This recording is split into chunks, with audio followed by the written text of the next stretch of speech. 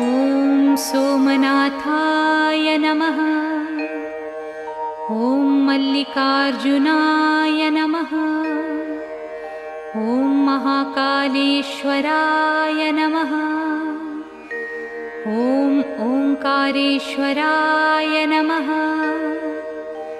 ॐ वैद्यनाथाय नमः। ॐ भीमशंकराय नमः। ॐ रामेश्वराय नमः। ॐ नागेश्वराय नमः।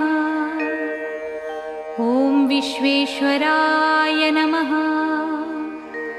ॐ त्र्यंबकेश्वराय नमः। ॐ केदारेश्वराय नमः। ॐ भुस्मेश्वराय नमः।